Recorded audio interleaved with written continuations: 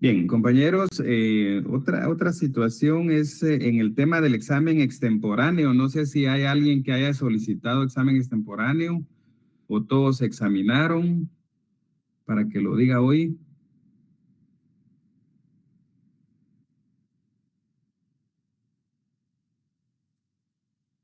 Bueno, vamos a entender que todos ya están examinados, ¿verdad? Porque no hay ninguna manifestación en contra. Luego, lo otro, compañeros, es en el tema del trabajo. En el tema del trabajo, el día del examen, pues se recibió el examen junto al trabajo, pero fíjense que, bueno, algunos lamentablemente no aprovecharon esos puntos y no entregaron el trabajo, compañeros, ¿verdad? Entonces, hay como unos 4 o 5 compañeros que no entregaron el trabajo, ¿verdad? Eh, entonces, la idea del trabajo, compañeros, era poder ayudarlos un poco en el tema de los puntos, ¿verdad? Aparte de otros objetos, ¿verdad? Un objeto importante era, digamos, permitir que hicieran un trabajo y que quien cumpla con los requisitos, pues saque los 15 puntos, ¿verdad? Y eso le ayude para su zona, sobre todo a los que iban o van un poco mal, digamos, o sacaron un primer parcial bajo, digamos, en su calificación.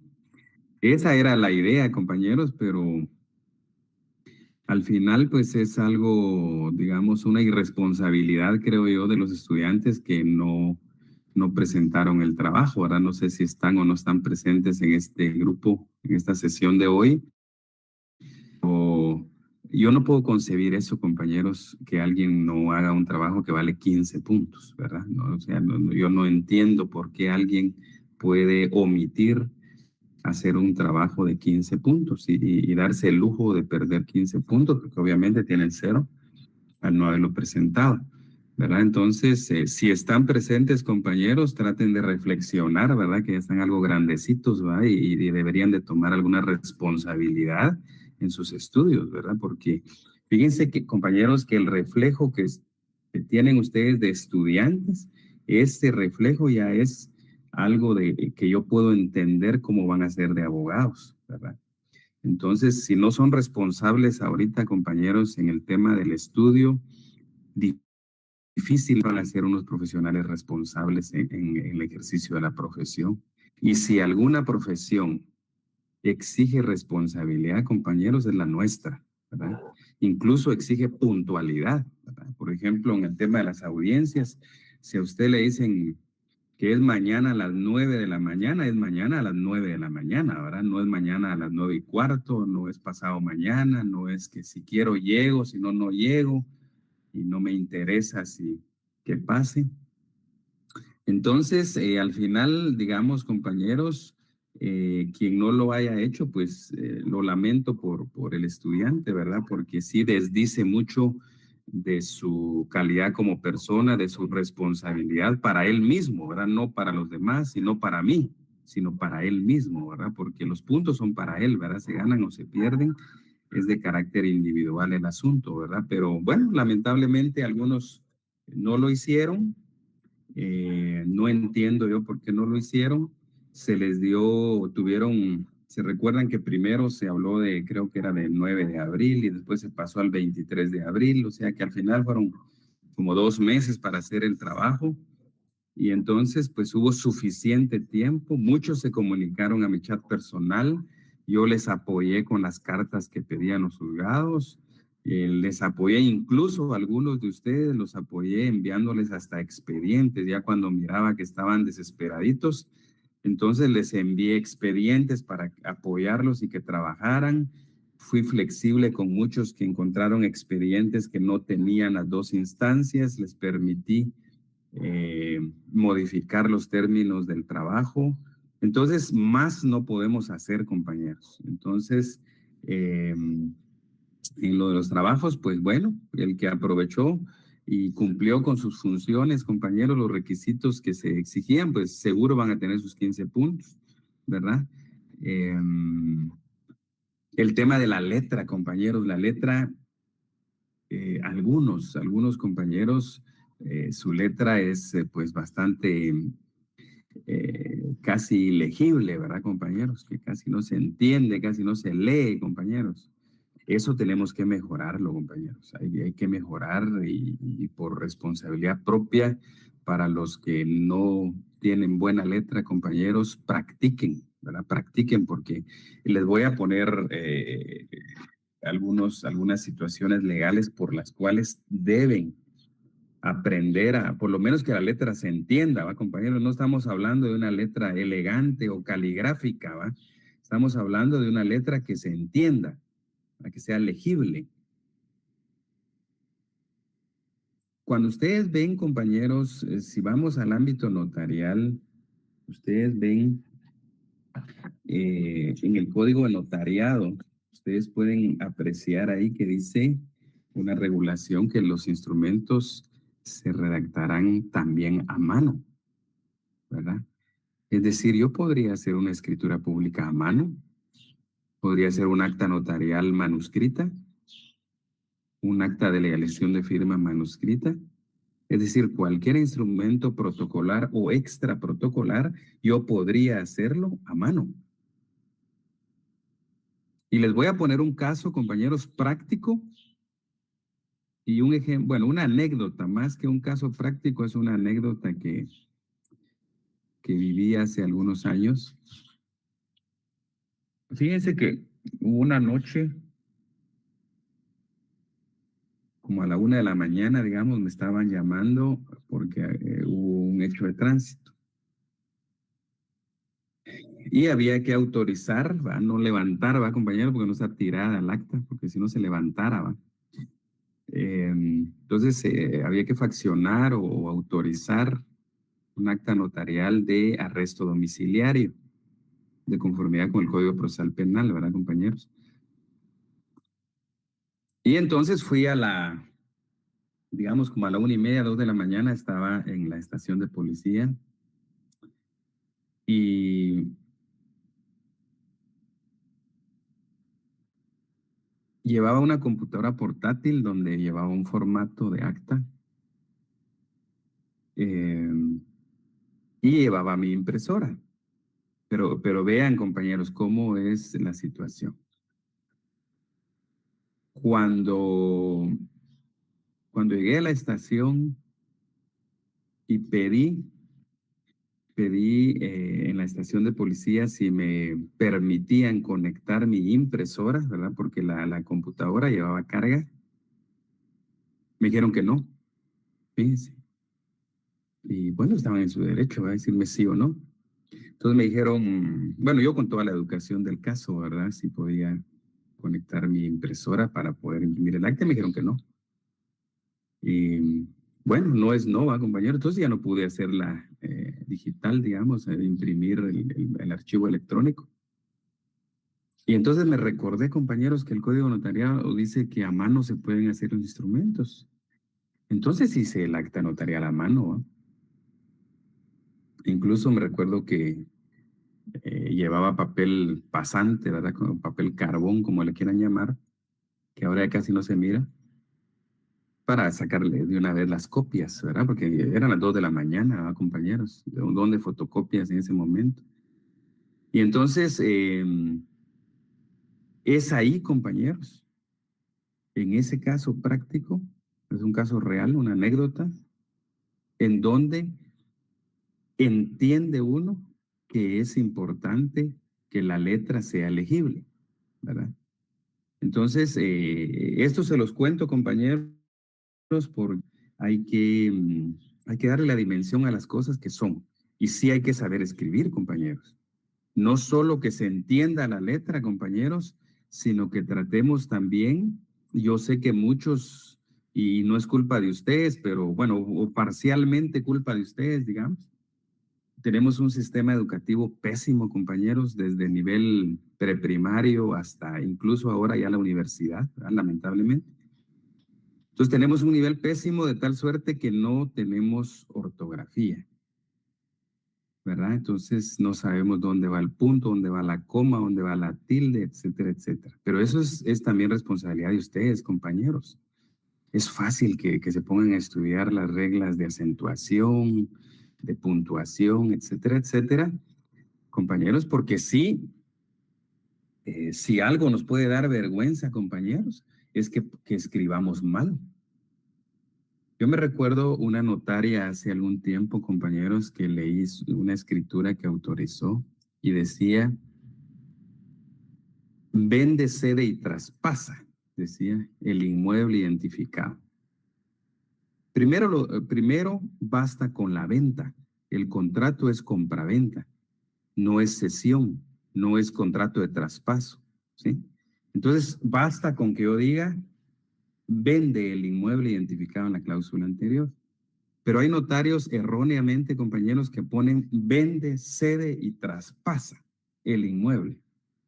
El problema de la colega aquí, compañeros, fue que escribió cede con S, compañeros. Cuando es sede con C, es de cesión. Cuando es sede con S, es del lugar, ¿verdad, compañeros? De un lugar físico, una sede social de una entidad, por ejemplo. Entonces, pues se ve mal, ¿verdad, compañeros? Se ve penoso el asunto. Entonces, en ese sentido, compañeros, es responsabilidad de cada uno de ustedes tratar de ir estudiando eso, compañeros. Eso les va a servir, ¿verdad? En lugar de estar haciendo otras cosas con el teléfono, pónganse a aprender algo de estas situaciones, compañeros. El idioma español es un idioma eh, bastante difícil de dominar, eso tenemos que tenerlo claro todos, ¿sí? Sin embargo, hay cosas que son muy básicas, compañeros, y que sí la debemos saber, ¿verdad? Entonces, yo me recuerdo también hace algún tiempo que circuló en redes un memorial hecho por un abogado de Sudamérica, pero estos como que están igual que nosotros, ¿verdad? Porque si era una redacción pues con muchos errores, ¿verdad? Entonces tenían ahí marcados los errores, pero en un renglón había un montón de marcas, ¿verdad, compañeros? De palabras mal escritas. Entonces tengamos cuidado con eso, compañeros. O sea, por una situación de responsabilidad personal, compañeros, háganlo y entonces aprendamos a escribir, ¿verdad? Eh, bueno, entonces eso en cuanto al trabajo, compañeros, que se lamentan aquellos que no lo hicieron. Eh, en cuanto al examen final del curso, compañeros, porque creo que ya en menos de un mes ya estamos en el examen final, ¿verdad? O por ahí cerca, creo que es el 28 o por ahí de mayo, el examen. Entonces estamos a 4 semanas del examen final, ¿verdad? Entonces, de una vez, digamos, podemos platicar, compañeros, que en el examen final se evalúa todo el curso, ¿verdad? Para que lo vayan visualizando. Por supuesto que la mayor parte del porcentaje del examen final es sobre lo que veamos nuevo, digamos, si vale el término nuevo. Eh, y pues un porcentaje, digamos, menor es de lo que vimos en el primer y segundo parcial, ¿verdad? Entonces, así sería, compañeros, en cuanto al examen final. Bien, vamos a empezar entonces, compañeros, ya con los temas últimos, que el tiempo es complicado, compañeros. El semestre es muy corto, digamos, para dar todo lo que uno quisiera darles, la verdad. Eh, y luego tenemos algunas situaciones como el miércoles, que bueno, es 1 de mayo, entonces no hay actividad, ¿verdad? Entonces tendríamos clase hoy nada más, ¿verdad? Pero bueno, esperemos la publicación oficial, ¿verdad? Pero digamos que estamos ante el hecho de que de esta semana solo hoy y bueno, la otra semana nos vemos ya presencial, ¿verdad? Entonces, vamos a ver ya algunas figuras, compañeros. Algunas pues ya hemos hablado algo y vamos a ir ahondando, digamos, en la figura. Eh, vamos a... ¿Se recuerdan que hablamos en en clases anteriores sobre la incomparecencia injustificada, ¿verdad? Es decir, que cuando no se comparece de manera injustificada, entonces, pues hay ciertos efectos en relación a esta incomparecencia, ¿verdad? Injustificada diríamos cuando no presentamos algún certificado médico, ya que el único motivo, como lo vieron ustedes, lo vimos la vez pasada y estaba en el cuestionario y en algunas variantes de examen vino, que cuál era el motivo que se invocaba para la excusa de inasistencia a una audiencia. Y entonces era por enfermedad, ¿verdad? Es la única excusa que puede ser presentada. Entonces, algo que no se nos tiene que olvidar, compañeros, y que ya lo comentamos, es que la excusa es solo para personas individuales, para personas colectivas. Es decir, si una parte procesal está compareciendo en nombre propio, esta parte como el actor, por ejemplo, el trabajador que no pueda llegar a la audiencia, esta persona sí puede presentar excusa por enfermedad. Lo mismo ocurriría si el patrono fuera una persona individual, ¿sí? Si es una persona individual, ella también puede excusarse por enfermedad. Quienes no pueden plantear excusa, compañeros, son las personas jurídicas, ¿verdad? Por ejemplo, si ustedes demandan a Textiles Guatemaltecos Sociedad Anónima, es una entidad mercantil. Entonces, en ese caso, compañeros, el gerente o administrador o representante legal de esa sociedad anónima que ustedes están demandando no puede excusarse por enfermedad, ¿verdad? Es decir, que ellos, de conformidad con la jurisprudencia establecida por la Corte de Constitucionalidad, no pueden invocar esta excusa por enfermedad. Puede ser que se enfermen, obviamente, son seres humanos, los representantes legales de una entidad. Sin embargo, lo que dice la Corte es que deben nombrar mandatario judicial, ¿verdad? Para que sea el mandatario judicial el que se apersone al proceso. Esa es la salida que dice la Corte, pero que en todo caso se han dado en la práctica tribunalicia, compañeros, el hecho de que hay entidades civiles, mercantiles o de otra naturaleza que han tratado de excusarse como representantes legales por enfermedad y esto lo que hacen los jueces de trabajo es de que no se admite la excusa presentada, ¿verdad, compañeros? Entonces, es importante que anoten eso, que una persona jurídica colectiva, pues,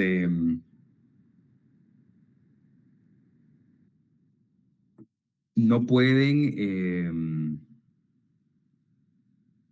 una persona jurídica colectiva no se puede excusar por enfermedad. Anótenlo bien, compañeros.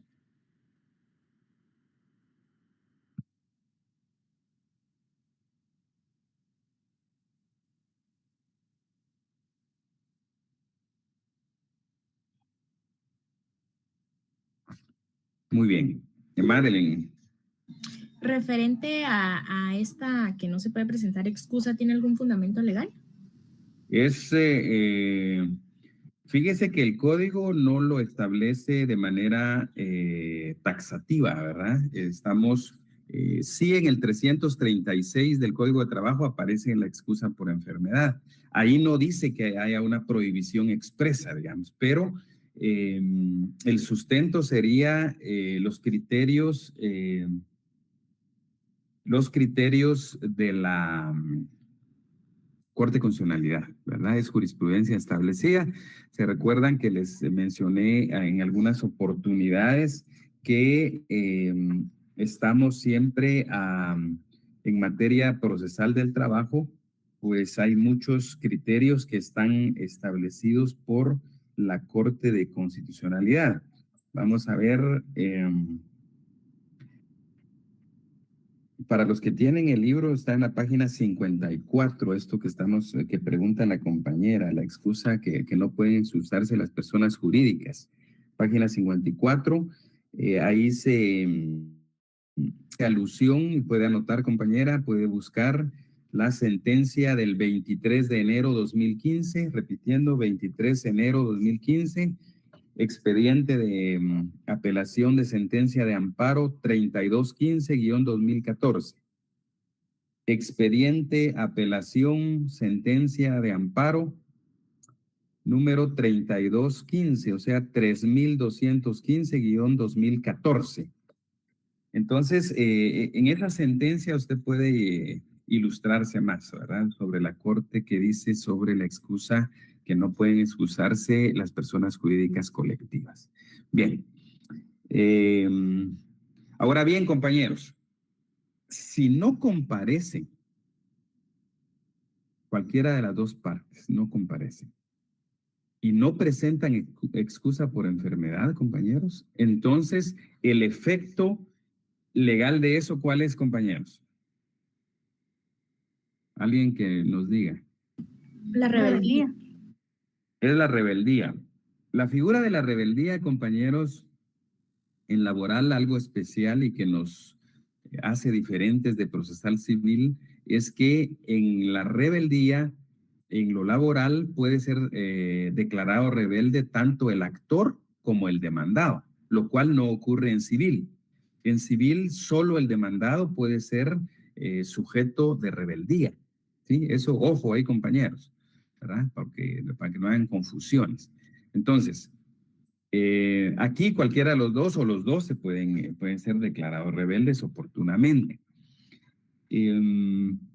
Entonces, la rebeldía, compañeros, hay efectos que la misma Corte de Constitucionalidad, no el Código de Trabajo ni otro instrumento normativo, sino es la Corte de Constitucionalidad que ha establecido cuáles son los efectos en sentencias de la CC, aparecen los efectos de la incomparecencia de cada una de las partes. Entonces, a eso nos vamos a referir en este momento, compañeros. Vamos a los efectos. Efectos de la incomparecencia injustificada, ¿verdad? Incomparecencia, no llegaron. Injustificada, que no justifican con el certificado de enfermedad, ¿sí? Entonces, repitiendo, vamos a hablar en este momento de los efectos de la incomparecencia injustificada del actor y del demandado, ¿verdad? Para que tengamos claro y digamos qué repercusiones, qué efectos tiene procesales el hecho de que no comparezcan y que no justifiquen de manera alguna la incomparecencia, ¿sí? Bien, hablemos del actor. Si el actor, compañeros, no comparece y no justifica su inasistencia, el efecto número uno es que se sigue el juicio en rebeldía, ¿verdad? Ese es el primer efecto, ¿verdad? Que se sigue el juicio en rebeldía. El 335, compañeros, no dice que se deba declarar la rebeldía, ¿verdad? Ojo con eso. El 335 nos dice, compañeros,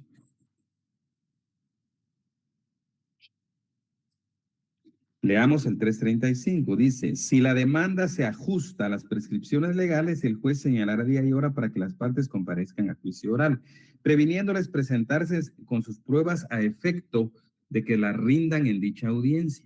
Bajo apercibimiento, aquí está, bajo apercibimiento de continuar el juicio en rebeldía de la parte que no compareciere en tiempo, sin más citarle ni oírle. Entonces, no llegó el actor, estamos hablando del actor en este momento. El actor no llegó y no justificó su inasistencia. El primer gran efecto es que se sigue el juicio en su rebeldía. No se declara, ojo, no es de que se declare la rebeldía en ese momento.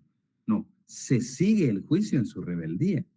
Esa es la interpretación que la mayor parte de abogados y jueces se hacen de esta figura. Por eso es de que en la práctica, y parece que a algunos les pregunté esto porque estaba en el laboratorio, en el cuestionario, perdón, que la rebeldía se declara hasta en sentencia. Es el momento procesal para declarar la rebeldía en sentencia. Es decir, no en la audiencia se declara que ya es rebelde, sino que se sigue el juicio en su rebeldía, dice el 335. Ojo con eso, compañeros, porque en lo civil se solicita la declaratoria de rebeldía. Cuando ya se dan los presupuestos procesales, el actor le solicita al juez que declare rebelde al demandado, dado que se dan los presupuestos procesales correspondientes para la declaratoria. Entonces, esa petición de parte en lo civil, y hay un auto que declara al demandado rebelde. No así en procesal del trabajo. En procesal del trabajo no se hace la declaratoria en la audiencia, simplemente se sigue el juicio en su rebeldía y es hasta que se dicta sentencia que el juez advierte de conformidad con las constancias procesales que el actor no llegó a la audiencia y tampoco justificó la inexistencia. Entonces, en la parte declarativa de la sentencia dice declara rebelde al actor, ¿verdad? Declara rebelde al demandado o declara rebelde a la parte actora y a la parte demandada, digamos, si los dos no llegaron, que es posible que eso pueda ocurrir, ¿sí? Va. Entonces, el primer efecto, compañeros, de la inexistencia injustificada del actor es que se sigue el juicio en su rebeldía. Número 1. Vamos a ir numerando ahí, compañeros. Número 2. Hace precluir la facultad de ampliar o modificar la demanda. Anoten ahí. Hace precluir la facultad de ampliar o modificar la demanda, ¿verdad? Entonces, platiquemos algo de esto. Si el actor presentó la demanda, compañeros, en determinados términos, presentó normalmente un memorial de demanda, supongamos que él quisiera todavía en la audiencia ampliar o modificar, que ya vimos en las clases anteriores que puede hacerlo en la audiencia, ampliar o modificar. Lógicamente, si él no llega, compañeros, no va a poder ampliar o modificar la demanda.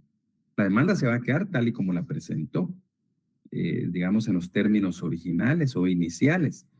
Entonces ya no puede, porque él no llegó a la audiencia. Entonces está perdiendo ese derecho procesal de poder ampliar o modificar su demanda, que bien pudo hacerlo todavía en la primera audiencia al empezar la misma, ¿sí? Entonces, digamos que tácitamente se tiene por ratificada la demanda, porque como no llegó, entonces la demanda queda en los mismos términos. Así se entiende. 3. Numeral 3, compañeros. Extingue el derecho de producir pruebas.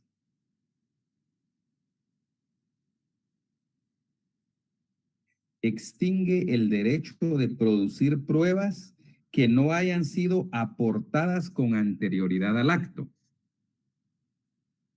Extingue el derecho de producir pruebas que no hayan sido aportadas con anterioridad al acto. ¿Qué significa esto, compañeros?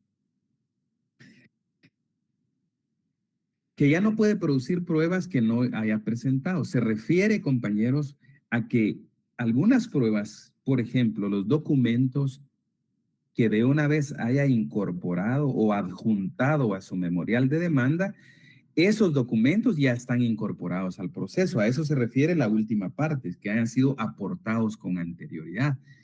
Digamos que son solo documentos, no se me ocurre más prueba que vaya antes de la audiencia, que sean los documentos que se incorporan, que se engrapan, digamos, a la demanda, ¿sí? Al memorial de demanda. Entonces, y que no va a producir más prueba, ¿a qué se refiere?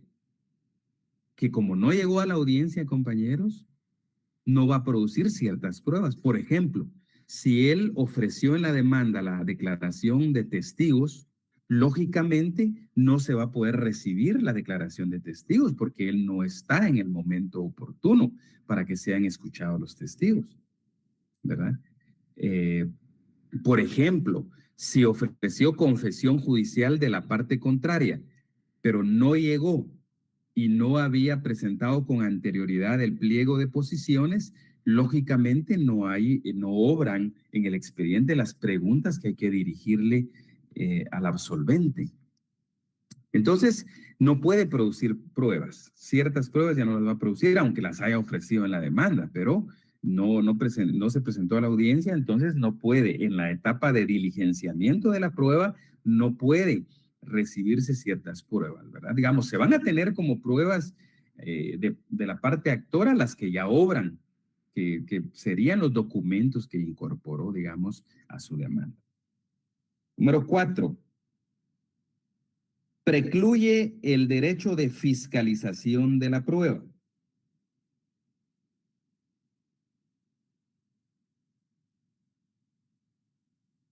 Precluye el derecho de fiscalización de la prueba. ¿Esto a qué se refiere, compañeros? Uno de los derechos procesales que atañen a las partes procesales, compañeros, es precisamente la facultad de fiscalizar la prueba de la parte contraria, ¿verdad? ¿Y a qué se refiere fiscalizar? Digamos, como que la parte actora puede, si por ejemplo la parte demandada está incorporando un documento que considera que adolece de falsedad, por ejemplo, parte de la fiscalización sería promover una impugnación de esos documentos, por ejemplo, estamos fiscalizando, ¿verdad? Eh, Cuando se realiza la confesión judicial, parte de la fiscalización es que las preguntas estén redactadas en los términos que la ley exige, por ejemplo, y que se realice la recepción de ese medio de prueba bajo los términos que establece el Código Procesal Civil y Mercantil, por ejemplo, ¿verdad? Entonces, en ese sentido, compañeros, precluye esa facultad de fiscalizar prueba. Ahora bien, algo que la Corte, compañeros, ha dicho y que me parece muy acertado de parte de la Corte de Constitucionalidad, hay que tomar en cuenta, compañeros, que lo diga la Corte Constitucional no quiere decir que estemos de acuerdo en todo, ¿verdad? De hecho, hoy por hoy nos cuestionamos realmente, compañeros, la naturaleza y las finalidades de un tribunal constitucional, toda vez que estimamos que muchas actuaciones, muchas resoluciones no son estrictamente apegadas a nuestra Constitución, ¿verdad? Entonces, hay que recordar que la Corte de Constitucionalidad, compañeros, surge como un órgano extrapoder del Estado, entre otros, un órgano extrapoder, es decir, que está fuera de los poderes constituidos, ejecutivo, legislativo, judicial, no es parte de, ¿verdad? Claro que estos órganos, lamentablemente, en nuestro medio sí tienen incidencia porque la Corte está integrada por magistrados cuya designación de titulares y suplentes corresponde lamentablemente a los organismos del Estado, ¿verdad? Creo que es uno de los grandes errores que el Ejecutivo ponga un miembro titular y suplente, que la Corte ponga otro, la Corte Suprema, que entes de orden académico como nuestra universidad, también coloquen miembros integrantes de la Corte de Constitucionalidad. Creo que el sistema de designación de esos cargos debería de cambiar, ¿verdad? Porque al final, pues, digamos, se discute en algunos casos la imparcialidad de esta máxima corte de nuestro país y nos pone a pensar, compañeros, si estamos en el camino correcto, ¿verdad? Es decir, pues los países desarrollados tienen tribunales como este, ¿verdad? Es decir, la idea no es mala, quizás los malos somos nosotros, ¿verdad, compañeros? En llegar ahí o la forma de designar, ¿verdad? Pero en esencia el Tribunal Constitucional es una situación en el ámbito jurídico, considero necesario, compañeros, que exista un tribunal de rango constitucional. Bueno, Pero entonces la Corte, entre lo bueno que ha hecho la Corte de Constitucionalidad, por ejemplo, para nuestra materia, es que en reiteradas sentencias ha dicho que la inasistencia de la parte actora, se los leo, dice: la inasistencia de la parte actora a la audiencia del juicio oral no veda, es decir, no quita la posibilidad de que el juzgador aprecie y valore las pruebas aportadas al proceso. ¿Sí? Es decir, que en algunos juicios, compañeros, en algunos juicios, digamos, si el actor, que normalmente es un trabajador, por ejemplo, no llega a la audiencia, las pruebas que ya incorporó tienen que ser tomadas en consideración y valoradas al dictar sentencia. Es decir, si presentó documentos, esa prueba debe ser conocida y valorada en la sentencia. O sea, eso no puede, dice, no veda la posibilidad, no le quita la posibilidad al juzgador, ¿verdad? Al juez de primera instancia de trabajo, de analizar las pruebas que han sido incorporadas. Por eso, compañeros, uno de los tips, digamos, para la confesión judicial de la parte demandada ante el hecho de la posibilidad que el actor no asista a la audiencia es que se presenten de una vez con la demanda engrapada a la demanda, compañeros, en un sobre, el pliego de posiciones, si el actor está ofreciendo confesión judicial. ¿Por qué? Porque si aportó eso en la audiencia, toda vez que ofreció la confesión judicial y que aportó ya las posiciones de la manera que estamos platicando, entonces el juzgador puede diligenciar esa prueba.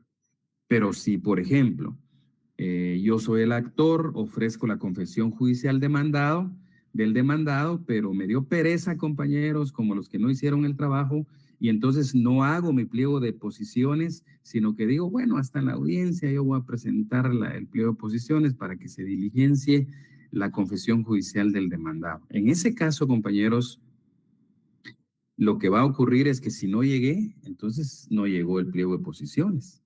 Entonces, si bien es cierto, yo ofrecí la prueba de confesión judicial, pero como no hay posiciones que yo le dirija, hay que tomar en cuenta que las preguntas técnicamente las elabora y las dirige el, el que propone el medio de prueba, que sería el actor. El actor hace sus preguntas. El juez no puede inventarse preguntas, ¿verdad? Sino que es el que ofreció el medio de prueba de confesión judicial que debe presentar el grupo de preguntas, el pliego de preguntas o el pliego de posiciones, si queremos ser técnicos, el pliego de posiciones, el listado de las preguntas que se le va a dirigir a la parte contraria, ¿verdad? Entonces, eso es importante, compañeros, que la Corte ha dicho que la inasistencia, repito, de la parte actora a la audiencia no le quita la posibilidad al juzgador de valorar dichas pruebas en el proceso que ya hayan sido incorporadas. Bueno, bien, vamos a pasarnos, compañeros, a los efectos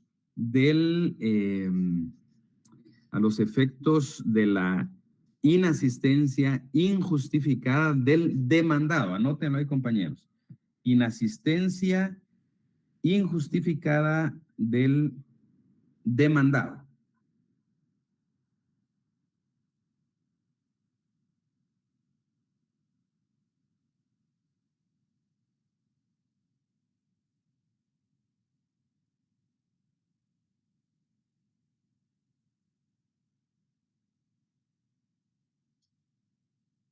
Entonces, el primer efecto importante, compañeros, es el mismo del actor. Es decir, se sigue el juicio en su rebeldía. Ese es el número uno. Se sigue en juicio en su rebeldía. Repito, la rebeldía, el momento procesal para declararla es en sentencia, no en la audiencia.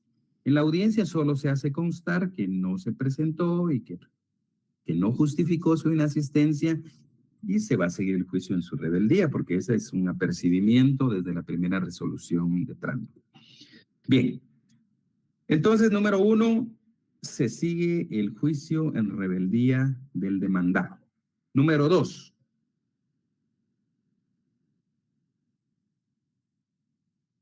se dicta la sentencia por confesión ficta, ¿verdad? Eso ya lo hablamos desde hace algunas clases atrás, que la sentencia por confesión ficta o la ficta confessio con doble S, ficta confessio, consiste, compañeros, en la sentencia que se dicta cuando no compareció el demandado y no justificó su inasistencia. Y o sea, esos son los presupuestos, ¿verdad? Número uno, que no compareció el demandado, ¿verdad? Es un supuesto. Que no justificó su incomparecencia y que el actor ofreció la confesión judicial del demandado, ¿verdad? Porque si no, ¿de qué se le va a declarar confeso? Si no hay ofrecimiento de la confesión judicial. Entonces, por eso se llama confesión ficta o la ficta confessio, que consiste, compañeros, en realidad que en 48 horas, como ya lo vimos en su oportunidad, en 48 horas se dicta la sentencia declarando confeso al demandado en las pretensiones del actor, ¿verdad? Es decir, que se declara que este demandado, su manifestación es que sí a todo.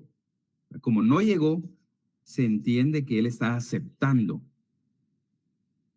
las posiciones. Por ejemplo, si yo digo en una posición, diga si es cierto que el articulante, que es el trabajador, el que está dirigiendo las preguntas, diga si es cierto que el articulante trabajó para su representada, la entidad Cervecería Guatemalteca Sociedad Anónima, por ejemplo. Entonces se entiende que la respuesta es sí, porque se le está declarando confeso. Esa es la declaración de confesión ficta. Que el juez diga que a eso que el actor está preguntando se entiende, por una ficción del derecho, compañeros, se entiende que está diciendo que sí, el demandado. Esa es la sentencia por confesión ficta. Bueno, entonces, eso es importante del demandado, que se declara la confesión ficta. Y también si el demandado no comparece, pero no comparece, no justifica y no se declaró, no se pidió la confesión judicial, pero se trata de un despido injustificado. Estas últimas cosas que estamos hablando están en el artículo 358 del Código de Trabajo, para el que lo quiera leer más despacio. Entonces, siempre se dicta la confesión, solo que no se llama, sentencia. Entonces, siempre que, obviamente, no se le va a llamar sentencia por confesión ficta, porque no hay confesión, pero si es una sentencia dentro de las 48 horas, siempre que se trate de despido injustificado, ¿verdad? Bueno. Entonces, eso sería el número 2, ¿verdad, compañeros? Ya hablamos del 2. El número 3, que perdió el derecho de contestar la demanda. Noten, 3. Pierde el derecho de contestar la demanda. Esto nos lo dice la Corte de Constitucionalidad, compañeros, y tiene toda la razón. Es decir, que si no comparece a la primera audiencia, uno de los actos procesales más importantes, compañeros, que el demandado realizaría en una primera audiencia es contestar la demanda.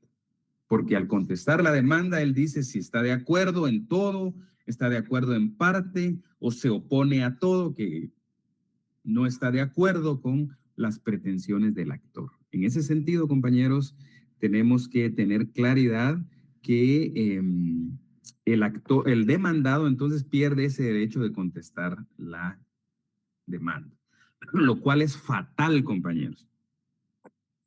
Cuando decimos, digamos, cuáles son las actuaciones más importantes de cada parte, son las que yo les pedí en el trabajo, compañeros. Digamos, los pilares del proceso son la demanda de parte del actor, la contestación de demanda de parte del demandado y la sentencia de parte del juez. No hay actos más importantes que esos 3, compañeros, si hablamos de la primera instancia. Esos son los momentos más importantes del proceso. Claro, hay una serie de derechos que las partes van a hacer valer dentro del proceso, pero lo fundamental es una buena demanda para el actor, una buena contestación de demanda para el demandado y una buena sentencia para el juzgador. Vamos, Madeline. Con respecto a la incomparecencia del demandado, si usted nos llegase a preguntar, por ejemplo, que cuáles son los efectos que surgen, podría ser resumido que simplemente el juez va a dictar sentencia en 48 horas y se va. Con eso, pues obviamente finaliza el proceso, o sí tendríamos que destacar, por ejemplo, que pierde su derecho a contestar la demanda y todos los numerales que dictó. Sí, hay que desglosarlo, compañeros, hay que describirlo porque nos interesaría muchísimo, compañeros, que dominen estos efectos a detalle, ¿verdad? Porque es importante que lo digamos, compañeros, y que lo retengamos realmente, que son momentos procesales que pierde, facultades procesales que pierde el demandado en el caso que no comparezca. Entonces, la contestación de la demanda es fundamental. Ahora bien, el demandado, compañeros, puede comparecer en cualquier otro momento del proceso, ¿verdad? Es decir, si yo soy demandado, no fui a la primera audiencia, precluyeron ciertos derechos, pero no precluyen otros derechos cuyo momento procesal no ha transcurrido. Ejemplo, si yo soy demandado y no fui a la primera audiencia y como consecuencia, por ejemplo, dictaron sentencia por confesión ficta en mi contra y me condenaron, eso no me quita la posibilidad de apelar esa sentencia de primer grado, ¿ya? Es decir, yo puedo apersonarme al proceso en cualquier momento procesal. Lo que yo no puedo hacer, compañeros, es retrotraer las etapas procesales, ¿verdad? Yo no puedo decir, si ya dictaron sentencia en primer grado, yo no puedo decir que comparezco al proceso a contestar la demanda cuando ya ese momento procesal precluyó. Y si lo hiciera, el juez va a resolver que es improcedente, a rechazar esa contestación porque el momento procesal ya precluyó. Por eso, compañeros, el principio de preclusión procesal que se aplica en todos los procesos es algo que ustedes tienen que tener pues muy presente, la preclusión procesal. Las etapas procesales ya fenecidas no puede regresarse el proceso, ¿verdad? Entonces, si yo no fui a la audiencia, no contesté la demanda porque soy demandado y ya dictaron sentencia, lo que puedo hacer yo es apersonarme al proceso y tomarlo en el estado en que se encuentra en ese momento para darle seguimiento al proceso, pero no puedo pretender regresar las etapas procesales, ¿sí? ¿Por qué? Por el famoso principio de preclusión procesal que vimos en su momento y por eso, compañeros, los principios procesales, no obstante, que lo vimos en el primer parcial, también se los incluí en el cuestionario del segundo parcial porque son básicos, compañeros. Pero elemental que sepamos cuáles son los principios que inspiran el derecho procesal del trabajo guatemalteco, ¿verdad? Y uno de ellos es la preclusión, ¿verdad? Y ahora, pues, aquí la Corte nos recuerda que se pierden ciertos derechos porque precluyen los mismos, ¿verdad? Entonces vamos con el 3, ¿verdad? Se pierde el derecho a contestar la demanda.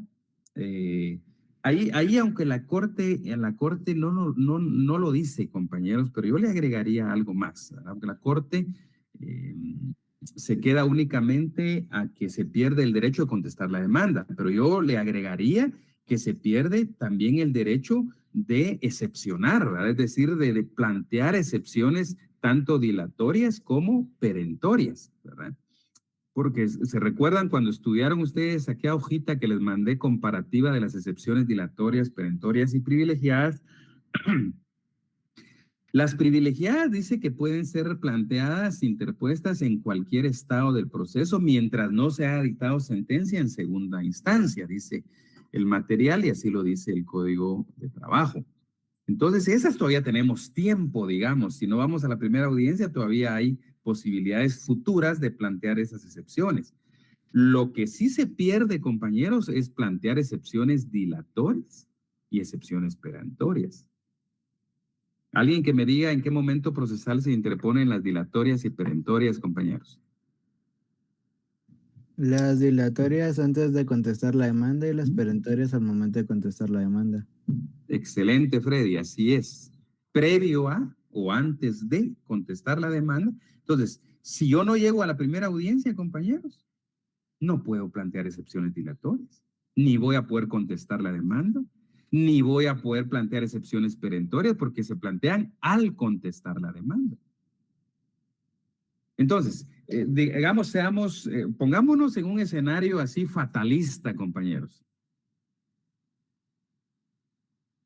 Supongamos que yo, porque me levanté tarde ese día, llegué 3 minutos tarde a la audiencia. ¿Qué va a ocurrir, compañeros? Es que no nos van a dejar entrar a la audiencia, ¿verdad? Es decir, que aquello que, muy acuñada aquella frase, compañeros, de la hora chapina, ¿verdad? Que todo mundo sabemos qué es, ¿verdad? Que nos invitan a la reunión a las 3, llegamos a las 5:30, ¿va, compañero? La cena es a las 7 y aparecemos a las 9, ¿va? Entonces, ya cuando de repente hasta se acabó la comida, ¿va, compañeros? Pero llegamos, ¿va? Entonces, así somos, ¿verdad? Y lamentablemente esa es nuestra... Yo me recuerdo, compañeros, no sé si alguno de ustedes lo vio en redes, pero hace algunos años, creo que fue en la gestión de este señor presidente, ¿cómo se llama? El que era comediante. Entonces, fueron representantes de Guatemala, si no me mal recuerdo, del Ministerio de Relaciones Exteriores, creo que el ministro, en aquel tiempo, fueron a una reunión a Estados Unidos. Era en un lugar, no sé si era en la Casa Blanca o algo así, a la reunión. Pero lo cierto es que era una reunión con altas autoridades estadounidenses. Pero los muy chapines, ¿va, compañeros? Llegaron un día antes y se echaron los tragos y el otro día se levantaron tarde y, digamos, la reunión con los funcionarios estadounidenses era a las 10 de la mañana, por ejemplo, y ellos llegaron a las 10:30, ¿verdad? Entonces, eso fue sonado en redes sociales, compañeros, que ya no se hizo la reunión, ¿verdad? O sea, ellos se vinieron sin reunión, ¿verdad, compañeros? Según ellos los iban a estar esperando, ¿verdad?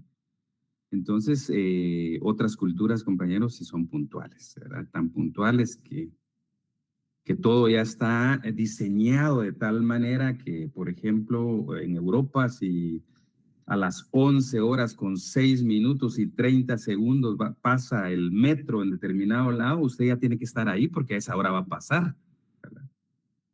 Y no lo va a esperar, obviamente. Para los que están ahí, ingresan y se van.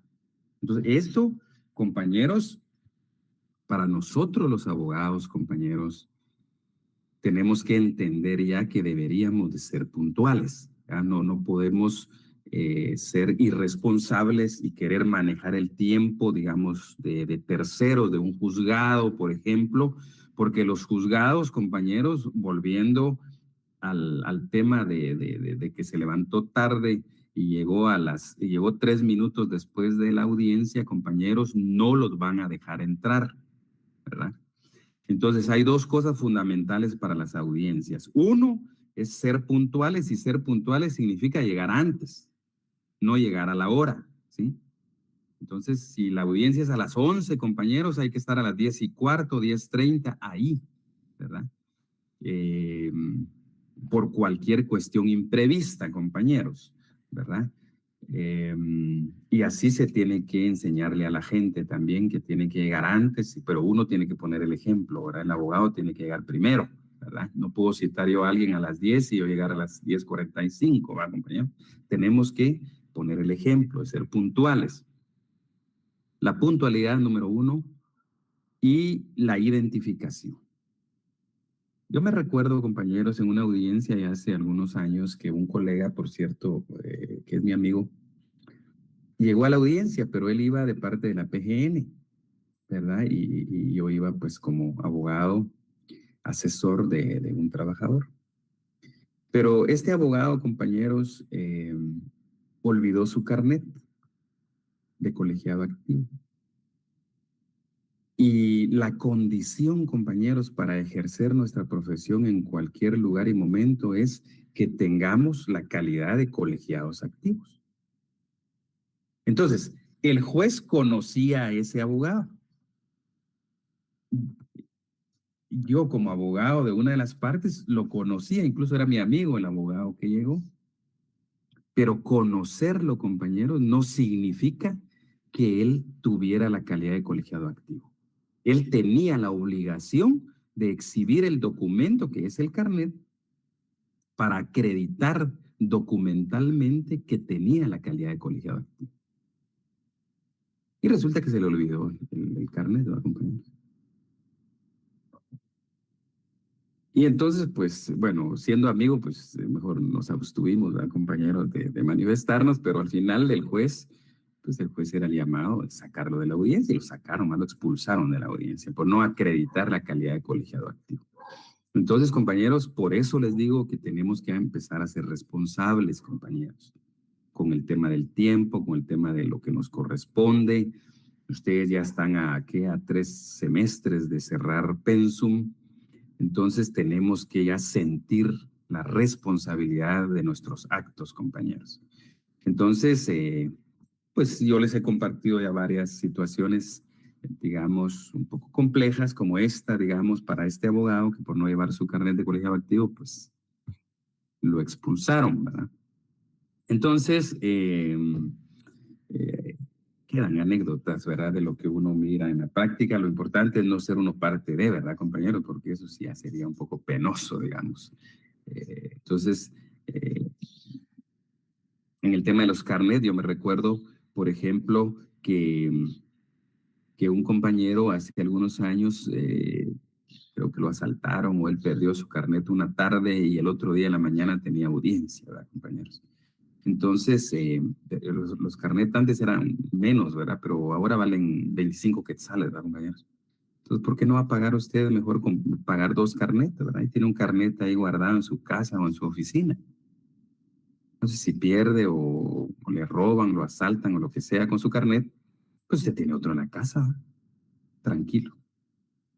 Entonces, yo me recuerdo la aflicción de este colega, compañero de oficina en aquel tiempo, porque perdió su carnet, ¿verdad? Una tarde antes del día que tenía una audiencia muy importante, ¿verdad? Entonces, tenemos que ser previsores también, compañeros, ¿verdad? O sea, el abogado tiene que ser vivo, compañeros, en otras palabras, ¿verdad? Palabras coloquiales, tiene que ser vivo. Y otra palabra que usa mucho el chapín, ¿verdad, compañeros? Su lenguaje coloquial es chispudo, ¿verdad, compañeros? Pilas, como usted le quiera decir, compañeros, pero tiene que avivarse, ¿va? Y parte de esa viveza, compañeros, es, pues, bueno, no olvidar el carnet, ¿verdad, compañeros? Porque usted puede llegar bien elegante, ¿verdad? Con su traje, no sé, de la marca, pues, más cara que a usted se le ocurra y que llegue impecable hasta con su pañuelito en la bolsa y sus zapatos del lagarto Juancho, por ejemplo, pero bien lustraditos, etcétera, compañeros. Pero eso no vale, compañeros, ¿verdad? Lo importante, ¿de qué le sirve ir así, compañeros? Así como Catrín, ¿verdad? Pero no lleva su carnet, compañeros. Entonces, resulta que lo van a expulsar, por muy Catrín que sea, ¿verdad? Entonces, hay que tener cuidado. Por supuesto, compañeros, que a la audiencia hay que ir decorosamente vestido, ¿verdad? Yo me recuerdo también una anécdota que le ocurrió a un amigo juez, que hoy es juez de trabajo de aquí de la capital, pero él era juez de Santa Rosa, del departamento de Santa Rosa. Eh, y resulta que en ciertas épocas del año pues hay mucho calor ahí y entonces muchos abogados llegaban con playera o con camisa de manga corta o hacía algo sport, digamos, casual, digamos, no formal. Entonces, este amigo, él me contó, este juez, que él se puso a pensar, bueno, pero parte del decoro de ser profesional del derecho es también la vestimenta. Y entonces él puso su rótulo ahí, compañeros, en la puerta del juzgado, que el abogado que compareciera ante esa sede judicial tenía que ir decorosamente vestido. Y que necesitaba, obviamente, que los caballeros fueran con saco, con camisa, con corbata. Y las damas, las abogadas, pues también con una vestimenta apropiada a la solemnidad de los actos procesales, compañeros. Y me recuerdo que él me contaba y nos reíamos que muchos abogados, pues no les gustó, no les gustó la decisión de él. Y, y él incluso como juez, pues de una manera penosa en algunas audiencias, pues le llamó la atención a algunos abogados que no iban decorosamente vestidos, compañeros. Y si bien es cierto, dice que el hábito no hace al monje, ¿va, compañero? Es decir, la esencia es la persona, ¿va? Yo me recuerdo, compañeros, otra anécdota, esa sí me pasó a mí. Me recuerdo que hace algunos años, un hecho de tránsito, en aquel tiempo me daba tiempo para eso, ahora ya no. Pero resulta que era un sábado y yo pues iba a jugar fútbol. Y obviamente iba con pantaloneta, playera y tenis, ¿verdad? Porque los demás implementos ya en la cancha. Pero resulta, compañeros, que en eso pues hay un hecho de tránsito y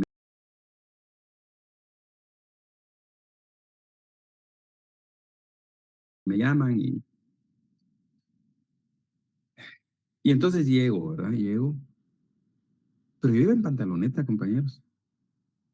Ahora, que yo fuera en pantaloneta no me quitaba la calidad de abogado, ¿verdad? Entonces, las circunstancias del momento, era un sábado, era a mediodía, y había un calor infernal, y era el Aguilar Batres.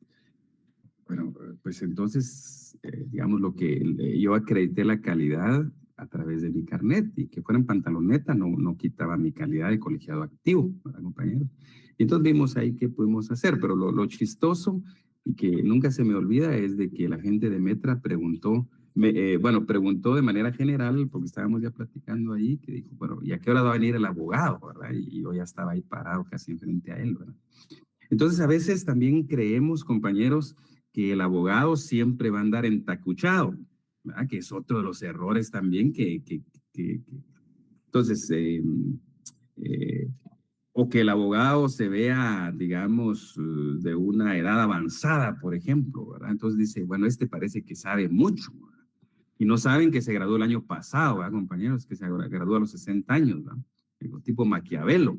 Entonces, no es, digamos, compañeros, no es la edad, ¿verdad? Incluso el tiempo de ejercicio, porque alguien puede decir, mire, yo me gradué hace 30 años, pero no quiere decir que tenga una experiencia de 30 años, puede ser de que hace una escritura por año, ¿va, compañero? Entonces lleva 30 escrituras 30 años después, ¿va? Entonces no tiene mucha experiencia notarial que digamos, ¿verdad? Aunque tenga 100 años de haberse graduado. Entonces, esos detalles tampoco podemos, digamos, nuestra sociedad piensa, hay un prejuicio, digamos, de que al abogado siempre lo vamos a ver pues, con traje formal, ¿verdad? Pero no es así, ¿verdad? Hay cuestiones o circunstancias que pueden determinar. Sin embargo, en los actos procesales sí debemos vestirnos decorosamente, compañeros. Incluso en los exámenes técnico-profesionales, llamados comúnmente privados, en esos exámenes privados, compañeros, se le requiere al estudiante también que llegue decorosamente vestido, ¿verdad? No podemos, digamos, pensar en que llegue alguien a un examen de tal naturaleza pues vestido de una manera informal, ¿verdad, compañeros? Entonces, tengamos cuidado en eso, ¿verdad? O sea, tenemos que pensar dónde y cuándo podemos usar determinada vestimenta. Y en este caso, cuando son actos como los que estamos mencionando, pues tiene que haber de alguna manera formalidad en nuestro vestuario, ¿verdad? Y si vamos al examen privado, compañeros, lo importante es que estudiemos fuerte, no tanto que vayamos a un almacén caro a comprar un buen traje, ¿verdad, compañero? Porque eso no nos va a salvar del examen, nos va a salvar lo que sabemos, aunque llevemos un saco el más humilde que ustedes consideren, un saco viejito, un saco de paca si quisieran, porque no, lo importante no es el saco, compañero, lo importante es lo que usted lleva en su cabecita, ¿verdad? Para poder responder al examen, ¿verdad? O sea, lo demás es apariencia nada más, ¿verdad? Bueno, entonces terminemos con esto. Yo el derecho de contestar la demanda y de plantear excepciones dilatorias y perentorias, ¿verdad? Anotaron, ¿verdad? Y el último número, compañeros, el número 4, la posibilidad de ofrecer pruebas y de refutar las pruebas del actor. Repito, pierde la posibilidad de ofrecer pruebas y de refutar las pruebas de la parte actora. Eso también es importante, compañeros. El hecho de que si el demandado no comparece a la audiencia, entonces pierde esa posibilidad de ofrecer prueba. Imagínense que la prueba, lo vamos a ver más adelante, que hay un principio de necesidad de la prueba. Hay una carga de la prueba. Entonces, si yo no me presento como demandado, si yo, por ejemplo, ¿qué pasaría si yo tengo en mi poder como demandado un finiquito laboral? Un documento donde consta que yo pagué las prestaciones laborales. Pero, compañeros, si yo no fui a la audiencia, yo no contesté la demanda, yo no planteé excepciones perentorias bajo el argumento de que yo tenía ese documento y te lo incorporo a la contestación de demanda. ¿Qué ha pasado en casos reales, compañeros? Cuando hay prueba fundamental que no fue incorporada al proceso. Otra cosa que empieza a mediodía y estoy bien para buscar a Dios.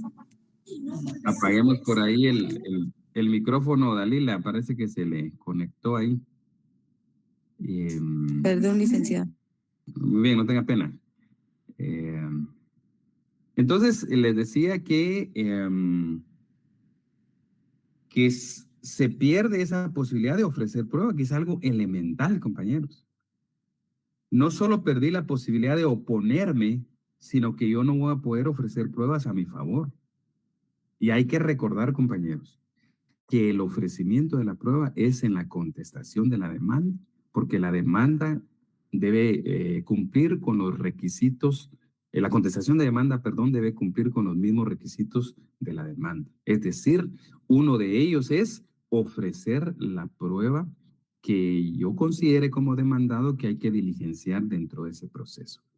Entonces, pierdo esa posibilidad de ofrecer los medios de prueba y de refutar, es decir, de fiscalizar, de contradecir la prueba de la parte contraria, ¿verdad?